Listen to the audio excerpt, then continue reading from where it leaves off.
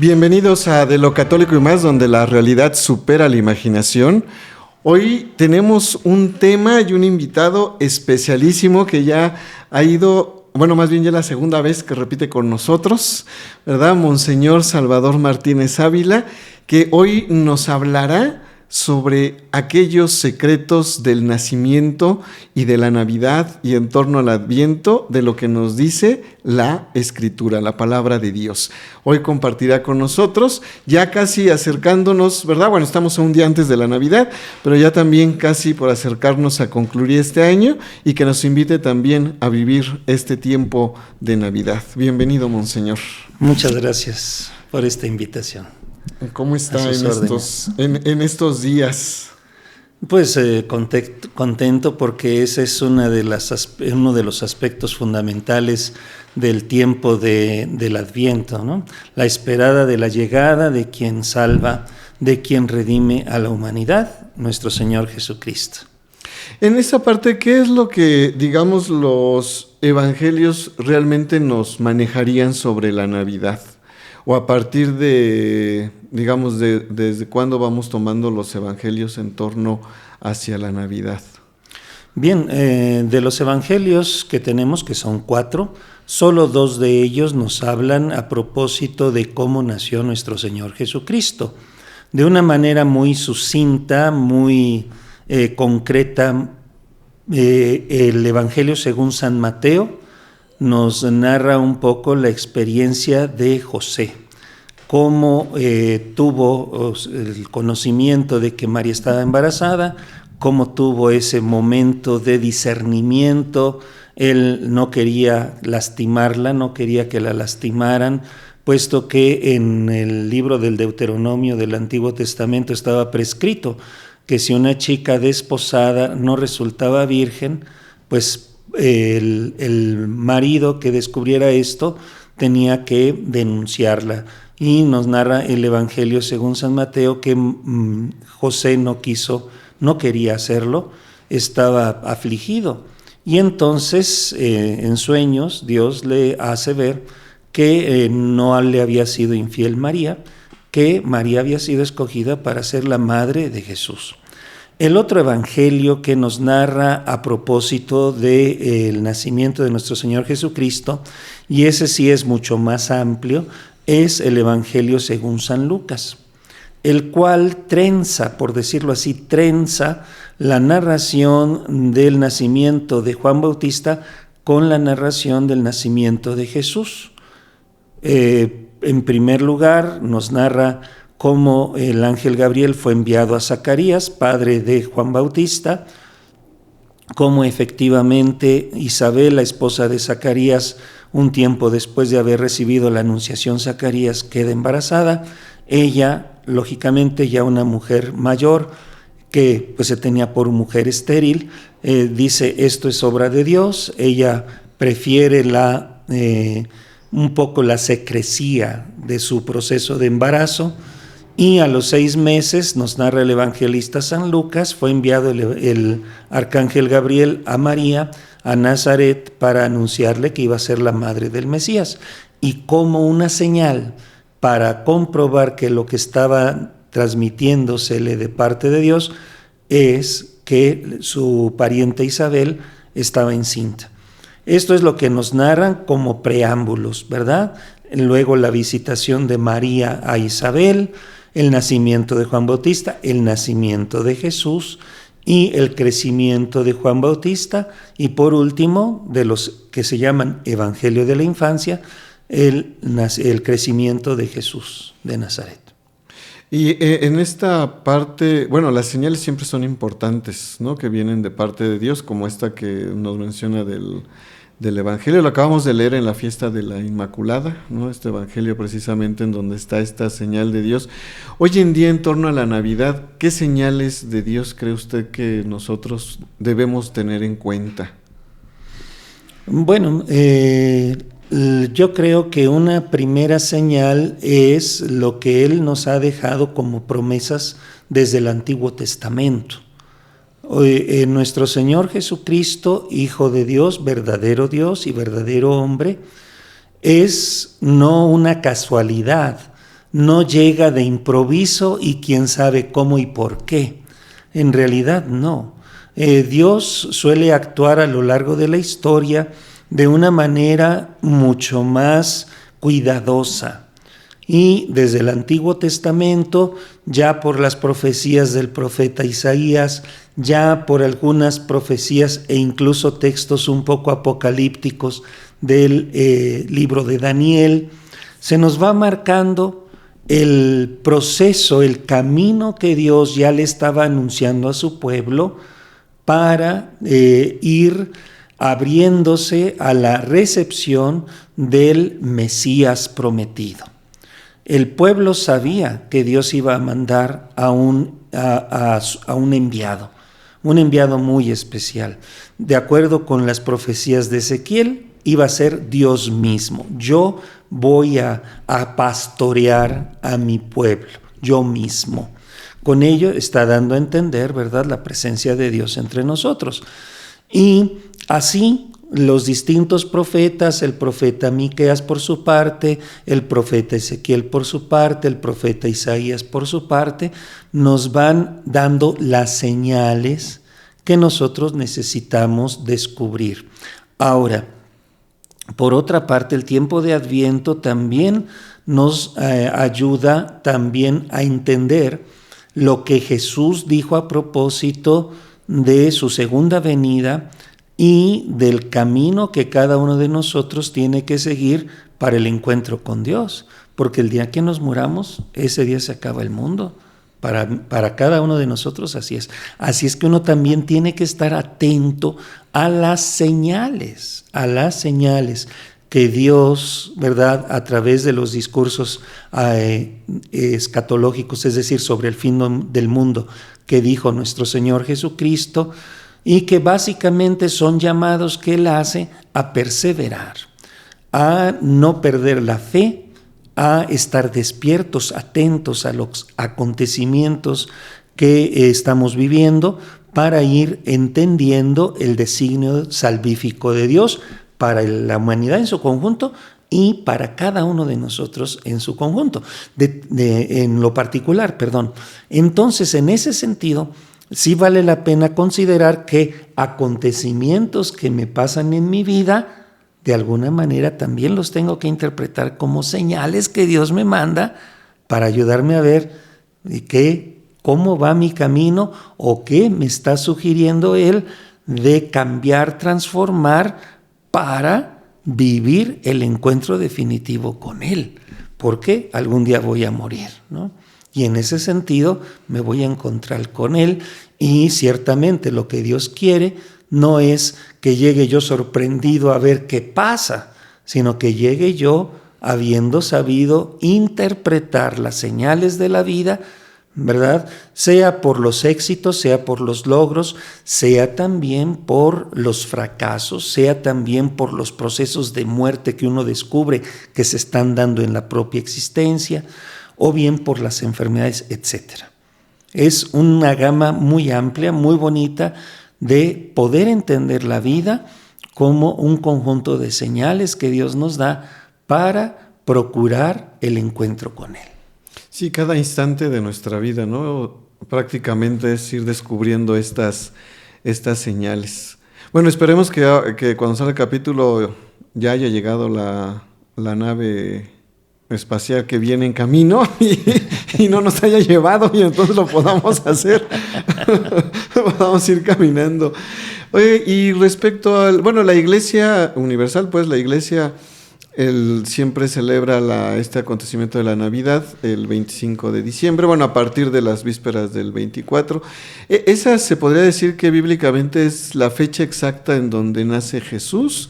¿O por qué de alguna manera se pone esta fecha? Bien, en primer lugar, yo creo que hay que ser coherentes y consecuentes con lo que sucedió hace 2000 años, ¿no? Ciertamente había modos de pensar y de registrar las cosas, pero un sistema de registro civil como el que tenemos en la actualidad no existía No existía. Ahora, hay dos razones, hay dos caminos que justifican por qué la comunidad cristiana celebra en el solsticio de invierno el nacimiento de Jesús. Primero, el más conocido, es muy difundido ya en estos tiempos, todo el mundo habla de él, es el nacimiento del sol, ¿no? O sea, el sol invicto, que era parte de la teología y la forma de celebrar sus ritos en el ambiente pagano greco-romano. O sea, había un culto al sol, y particularmente en el solsticio de invierno, el hecho de que se llegaba al día más corto y la noche más larga es precisamente en el solsticio de invierno, y a partir de una fecha que es pasando el solsticio, las noches empiezan a ser otra vez más cortas y los días más largos. Entonces, algunos dicen, no, los católicos tomaron de la fiesta del sol invicto, ¿verdad?, la fecha para decir que Jesús nació en ese día. Pero no es la única fuente. Hay otra fuente que proviene del mismo judaísmo. El judaísmo concibe que Dios realizó la creación del mundo en una circunstancia de equilibrio perfecto. ¿Y cuándo se da el equilibrio entre el día y la noche? El equilibrio entre el día y la noche se da en el equinoccio de primavera, en torno al 25 de marzo. Bien. Okay. Entonces, de acuerdo con las expectativas de los judíos, así como Dios había creado el universo en un punto de equilibrio, también habría de hacer entrar al Redentor, a su Mesías, también a partir del momento del equilibrio, a partir del equinoccio de primavera. Entonces, si nosotros contamos 9 meses a partir del equinoccio de primavera, llegamos al solsticio de invierno, al 25 de diciembre.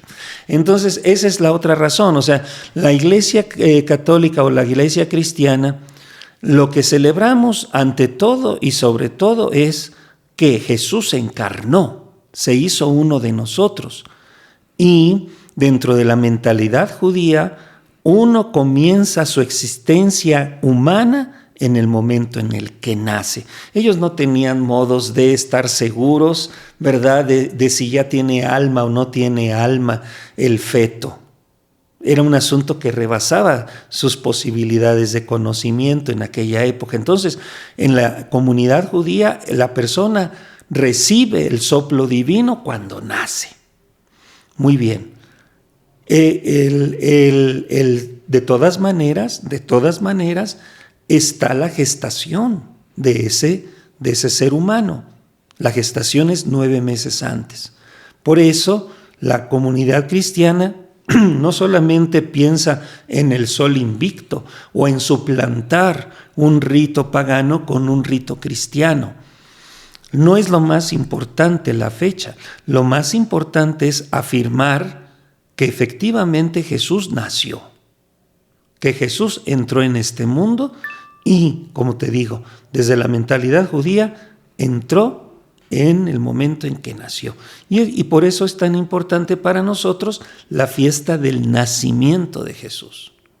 Lo tenemos en cuenta, ¿no? La encarnación, que la celebramos el 25 de marzo, pero con mayor intensidad y profundidad desde la mentalidad judía es cuando tú ya te haces presente, ¿verdad?, fuera del vientre de tu madre. Ok, esa parte no me la sabía, pero qué bueno que nos aclara. Y dentro de este caminar, la parte de Belén, ¿tiene algún significado, digamos, relevante o solamente es como el lugar principal o el lugar donde nace el niño? No. O sea, desde las profecías, particularmente Miqueas, ¿no? El profeta Miqueas dice: tú, Belén, en manera alguna eres la menor entre las poblaciones de Judá. Belén es el lugar de origen de Jesé y de los ancestros de Jesé, entre ellos Booz, ¿no? Y Jesé es el padre de David.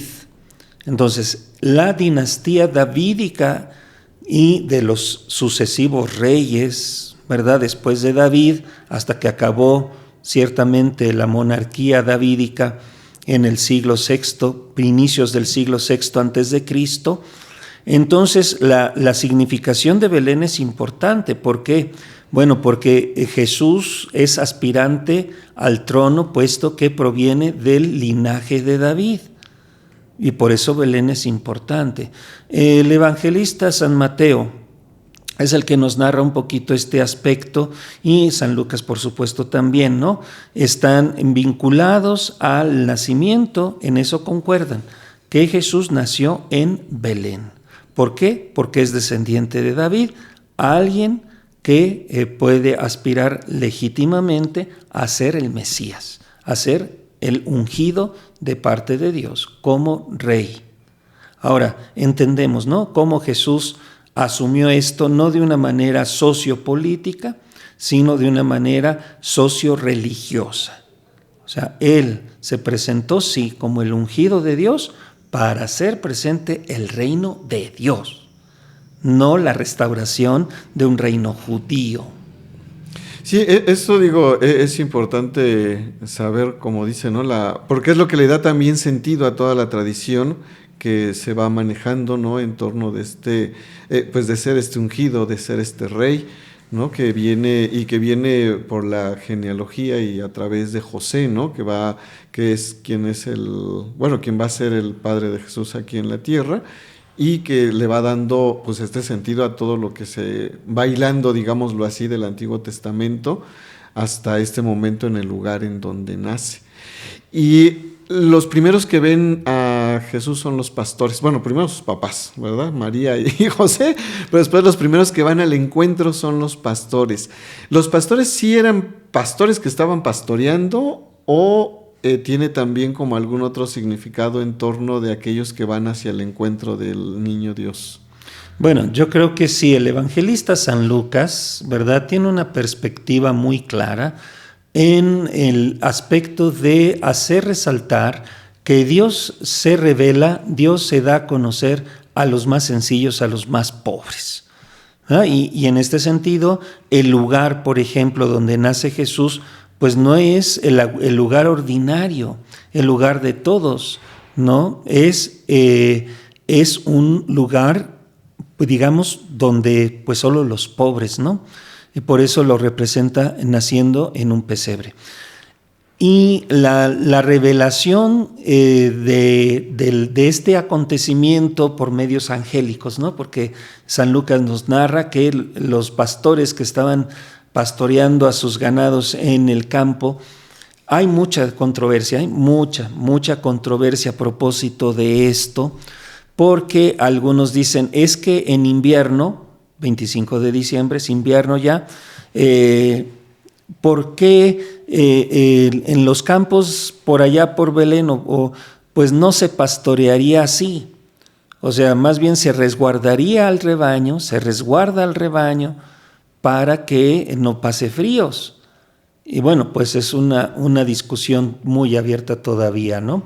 Dentro del esquema, pienso yo, ¿verdad?, del esquema y la intención del evangelista, pienso yo que es que de alguna manera la revelación de Jesús, que escoge ser pobre entre los pobres, es bien recibida y bien acogida por los pobres. Y entonces la historia no la escriben solamente los grandes y poderosos, la historia la escribe Dios y todos aquellos que le hacen caso a lo que Dios les transmite. Creo que ese es el principal contenido de este pasaje de la revelación, ¿no? Los cantos angélicos que los pastores ven y entonces van al encuentro de aquello que se les anunció. Y bueno, en este sentido hay muchos detalles que luego podemos malinterpretar del nacimiento de Jesús. Por ejemplo, bueno, y detalles que luego también son como controversiales para tocar, ¿no? El nacimiento de Jesús, en donde están como estas dos versiones, que nace pues igual que cualquier niño, ¿no? O sea, igual que un parto natural, ¿no? Y la otra versión en donde pues llega este momento en donde se detiene el tiempo, ¿no? Y ya cuando, digamos, cuando se vuelve a avanzar el tiempo, reaccionan, ya está en los brazos de María, ¿no? Ya está en los brazos de José. Dentro de estos detalles, ¿cuál sería como la versión más apegada? No, pues apegada no puede ser, porque si nosotros queremos interpretar a partir de lo que nos dicen los evangelios, son puras conjeturas. Son puras conjeturas, o sea, ni San Mateo ni San Lucas nos narran exactamente el proceso, digamos, biológico del nacimiento. No nos lo dicen, ¿no? Simple y sencillamente ellos se fueron a refugiar a un lugar donde normalmente los animales, y ahí dio a luz. Punto. No hay más. Afirmar unas cosas y otras a veces obedecen más bien a otro tipo de pues argumentaciones y aspectos, por ejemplo, ¿no? Cuando una teología, digamos, muy apegada al estilo de pensar de los griegos, ¿no? Que sienten cierto rechazo, son ciertamente un poco despectivos de lo que significan los procesos fisiológicos humanos, el cuerpo humano, ¿no? Y que todo eso pues, de alguna manera desdice de lo que es propiamente divino, pues lógicamente abonarían un poco más en esa perspectiva a acontecimientos absolutamente extraordinarios, ¿no? Como atraviesa un rayo de luz un vidrio, así atravesó el cuerpo de Jesús, el vientre de María, y de pronto ya está aquí, ¿no? O sea, son un poco, pero un poco son fantasías también. Pero, por ejemplo, si nosotros entendemos un poco la mentalidad judía, que no le tiene miedo al cuerpo, que para los judíos es tan creación de Dios el cuerpo como el espíritu, pues ellos no ven ningún problema en el hecho de decir, bueno, pues nació como cualquier niño, pues nació como cualquier niño, claro, ¿verdad? Pero todo ello, pienso yo, no sale del ambiente de las conjeturas. Y si estamos en un ambiente de conjeturas, pues lógicamente cada quien reclama tener la razón, ¿no? Pero realmente indicios escriturísticos no noto yo, al menos en lo que yo he estudiado a propósito de esto, una indicación, un indicio que dijera, pues los evangelistas pensaron hacia esto. No, simple y sencillamente lo afirman y ya, nació, punto. ¿Cómo? Eso sí no nos lo dice. Ok. Y en torno, digamos, a este ambiente de nacimiento, ¿podría ser también en esta parte de manifestar el Emmanuel, Dios con nosotros? Claro, pero esta manifestación es, por un lado, por ejemplo, pongamos el caso de la presentación de Jesús en el templo, ¿no? San Lucas, desde el inicio del Evangelio, con la persona de María en primer lugar, ¿no? Y después con Simeón, habla de que, con Isabel también, con Isabel en segundo lugar, después de María, Isabel, después de Isabel, Simeón, gente llevada por el Espíritu Santo. O sea, la gente suele actuar por inspiración de Dios, es decir, inspirada por el Espíritu Santo. Bien. En el Evangelio de San Lucas, ¿por qué Simeón se presenta al templo cuando él prácticamente ya era un sacerdote retirado? Dice el evangelista, porque recibió una inspiración. O sea, el Espíritu Santo, ¿verdad? Pero pues eso es un acontecimiento. Si podemos decir, si somos creyentes y creemos en la inspiración del Espíritu Santo, para los creyentes y quien cree en la inspiración del Espíritu Santo es algo objetivo. Para alguien que no lo cree, pues es algo completamente subjetivo, ¿no? Te vino la fantasía de que tenías que ir y resultó, pegó, ¿no? En ese momento, ¡pum!, resultó que tenías entre los brazos al Mesías prometido. Y pues queda allí también esta perspectiva más amplia, ¿no?, de interpretaciones. Y bueno, como para concluir esta parte, el Evangelio de San Juan, ¿por qué no nos toca el nacimiento? Honestamente pienso yo que la perspectiva y la finalidad del evangelista San Juan en realidad no era de su interés, porque probablemente ya conocía lo que había escrito San Marcos y San Mateo y San Lucas, a propósito de cómo nació Jesús, cómo vino Jesús a este mundo. Entonces, él más bien se fija desde el principio en la eternidad, ¿quién es el que después se hace hombre? Sí lo afirma, y lo afirma categóricamente en el prólogo, en el versículo 14, y el Verbo de Dios se hizo carne y habitó entre nosotros, y hemos visto su gloria, gloria que recibe como Hijo unigénito del Padre. Esta palabra encarnada es Jesús. Jesús, ¿verdad?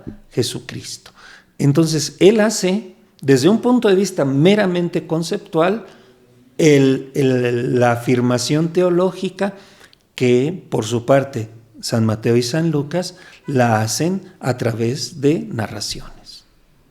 Y sí, no, es que me quedé pensando, hay de la primera carta de San Juan, hay la primera parte, ¿no? Y me gusta mucho cuando dice eso, ¿no? Lo que nosotros vimos, lo que nosotros tocamos, lo que nosotros vivimos, ¿no? Es lo que tenemos que anunciar, ¿no? Y es este signo de este amor de Dios que va compartiendo y que es de alguna manera también lo que vivimos cada Navidad, ¿no? El poder asistir a la celebración, el poder vivirla, ¿no? El poder prepararnos para vivir esta celebración es lo que va acompañando pues esta alegría y este tiempo que se va dando.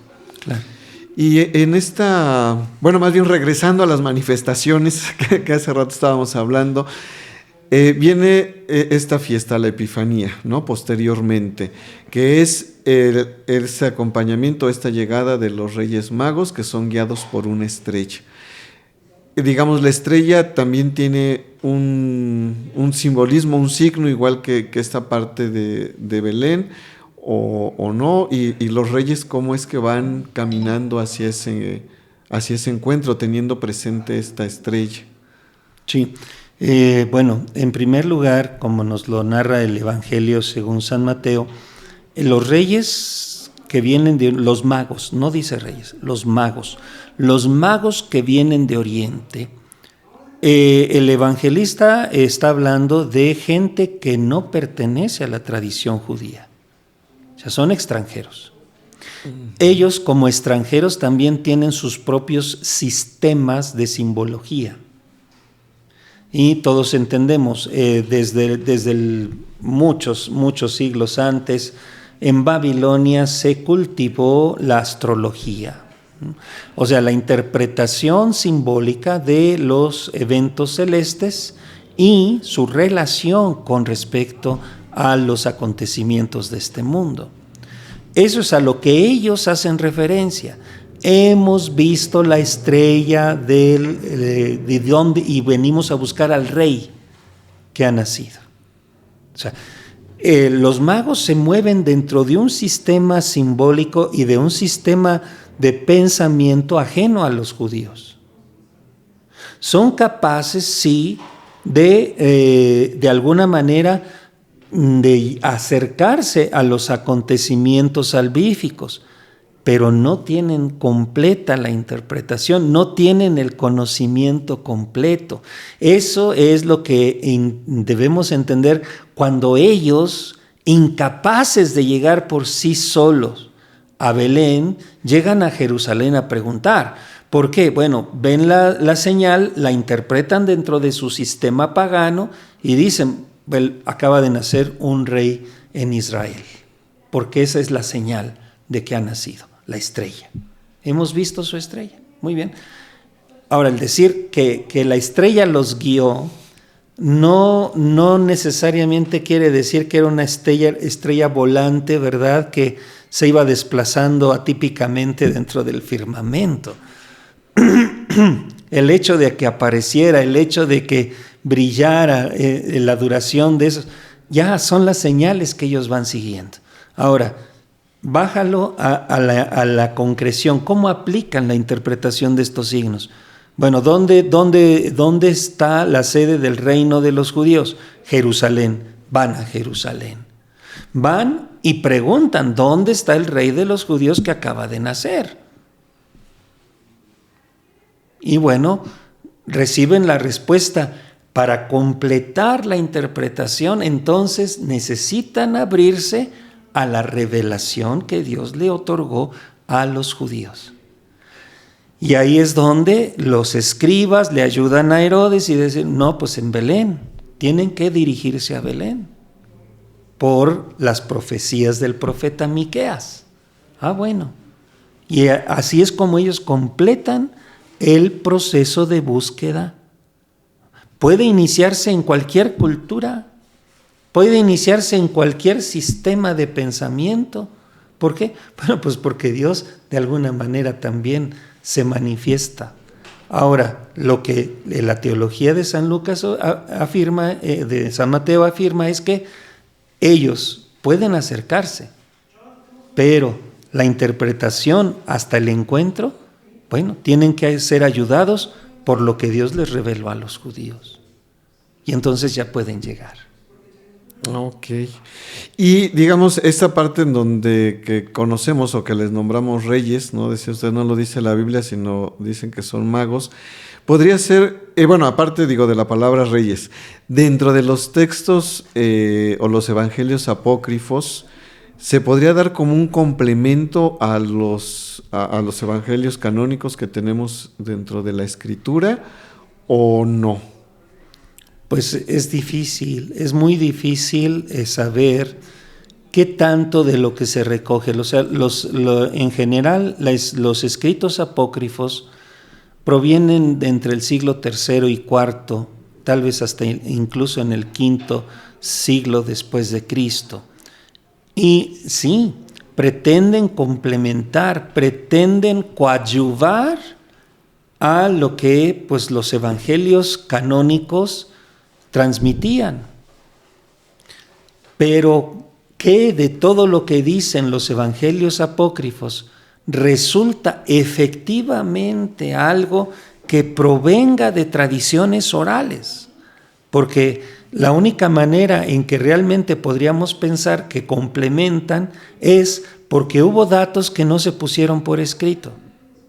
Y entonces se pusieron por escrito solo hasta siglos después. Esa sería la única posibilidad de decir, hay una verdadera complementación.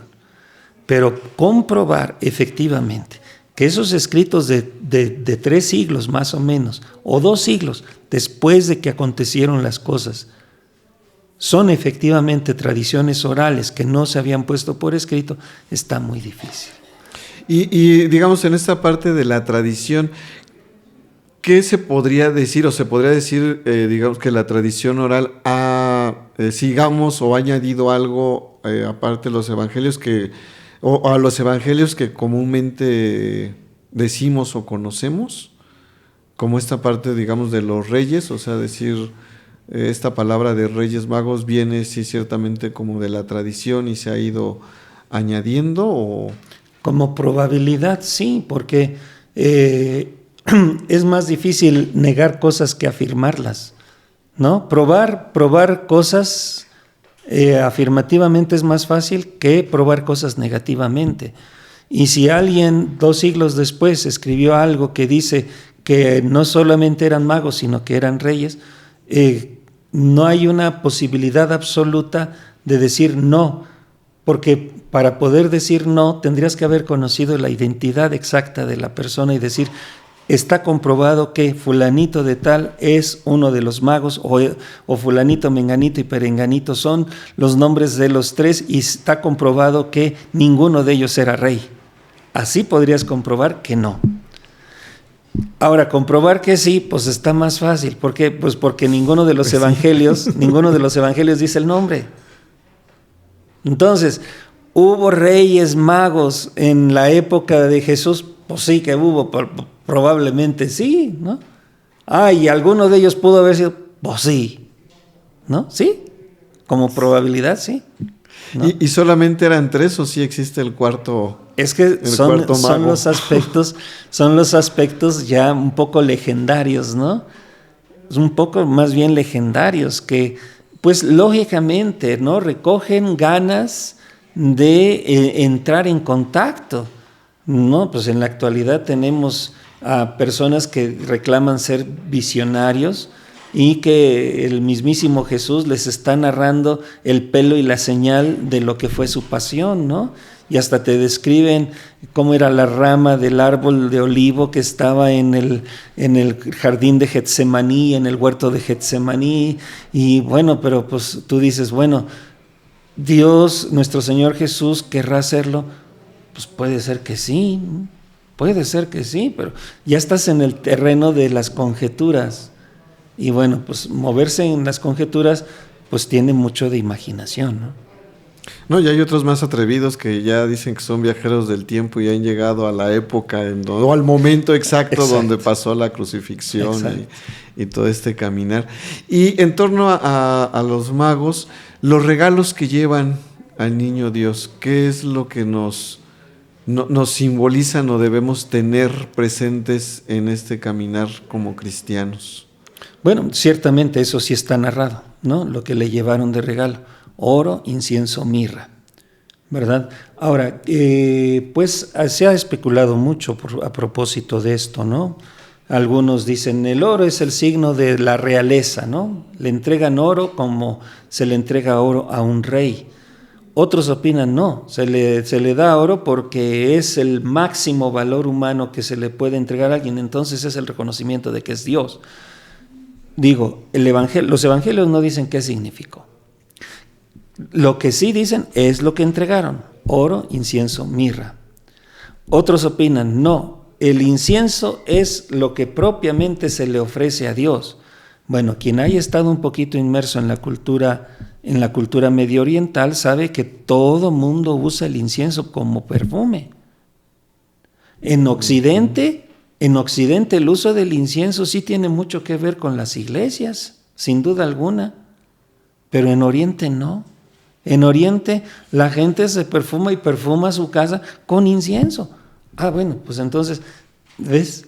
Sí. ¿Cómo puede prestarse a que pues tú afirmes cosas que a lo mejor están en sintonía con otros momentos y el uso que se hace de esas cosas en otros momentos? La mirra. Algunos opinan que en la época de Jesús la mirra se usaba de droga, que la gente se puede drogar con mirra, ¿no? Y, ¿verdad? Otros opinan, no, es que la mirra era utilizada como uno de los ungüentos que se utilizaban por su penetración tan fuerte que tiene, ¿verdad? Se utilizaba para embalsamar a los cuerpos, entonces es su signo de humanidad, ¿no? Sí, no vayan a decir ahora que los magos ya iban drogados o le estaban ofreciendo droga a Jesús. En ese sentido, y digo, los evangelistas no se preocuparon de decir cuál era el sentido simbólico de los regalos.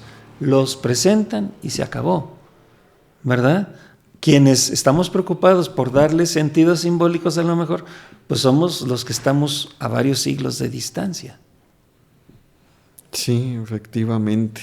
Y este tiempo de Navidad que muchas veces no lo tenemos en cuenta, ¿no? O sea, es decir, sabemos que la Navidad es el 25, ¿no? Lo festejamos, pero después de ahí viene este tiempo hasta el bautismo. Y en ese tiempo, ¿por qué cree usted que no lo tenemos como muy presente que todavía es, o más bien que es Navidad, ¿no? Porque las cenas que hacemos, ¿no?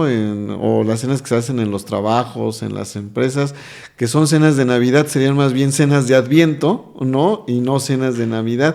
¿Por qué cree que haya como esta confusión o no se le dé como cierta importancia a este tiempo que manejamos como iglesia de Navidad?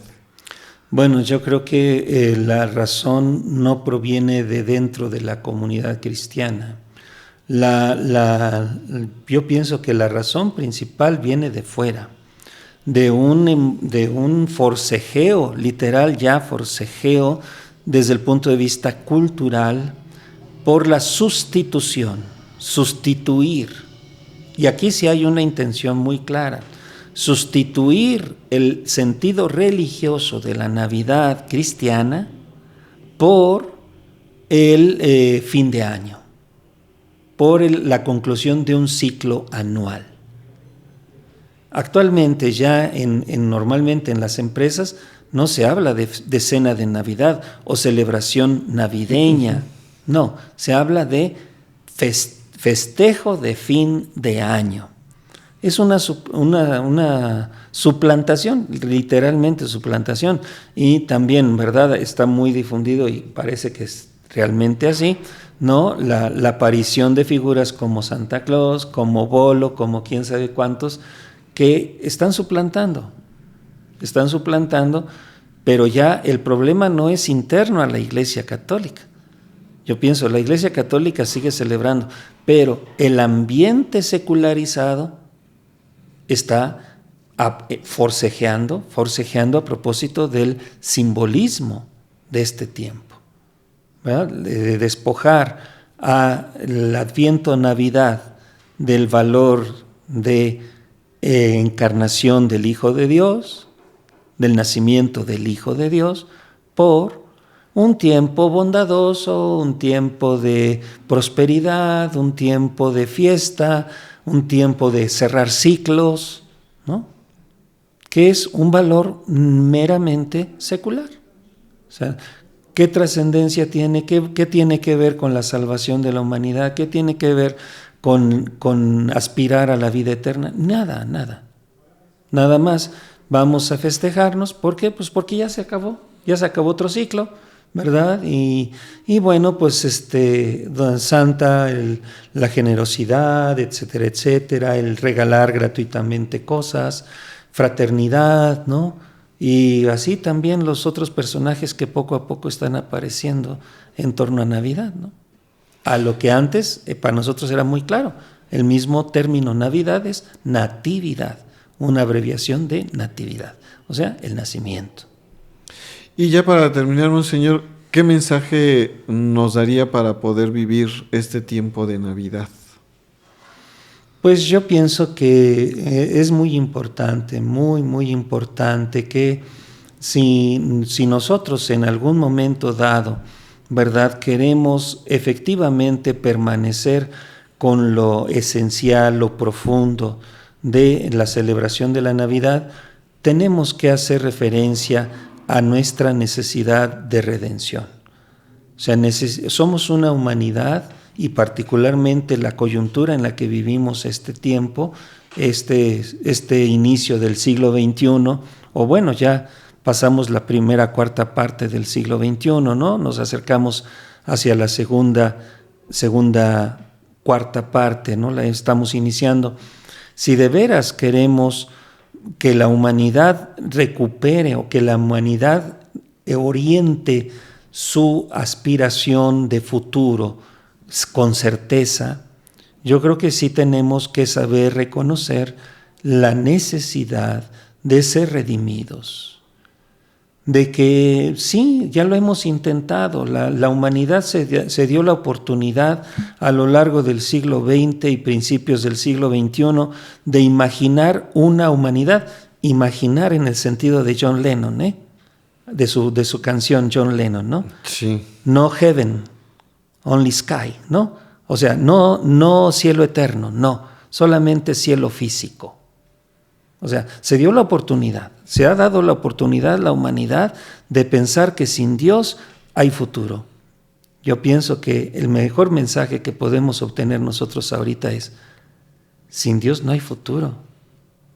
Si la humanidad se niega, se obsesiona a pensar solo en el aquí y en el ahora, esa paz, esa fraternidad imaginada se va a quedar en la imaginación. Muy bien, pues muchas gracias, Monseñor, por haber compartido pues todos estos detalles con nosotros. Gracias por la invitación y pues a todos nuestros amigos los saludo. Muy bien. Si has llegado hasta este momento del capítulo, te invitamos a que le des like al video, lo compartas, te suscribas y también nos busques en todas nuestras redes sociales. Estamos en YouTube, en Spotify, en Facebook y en TikTok. Recuerda, De lo Católico y Más, donde la realidad supera la imaginación.